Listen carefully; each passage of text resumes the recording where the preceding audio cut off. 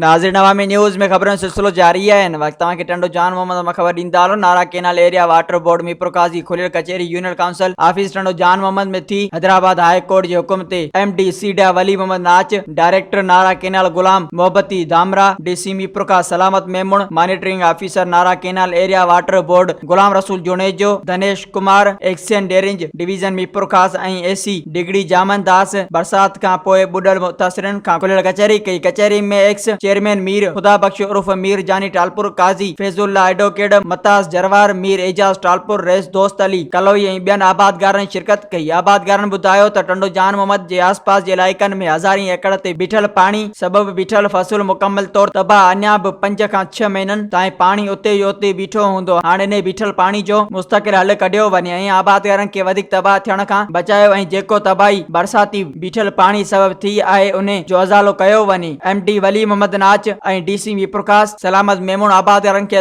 ॿुधायो त हज़ारी एकड़ में बीठल बरसाती पानी जल्द खां जल्द निकाल कयो वेंदो। मजीद खबरों और तफसीलात के लिए विजिट करें हमारी वेबसाइट www.awamiNewsHD.com।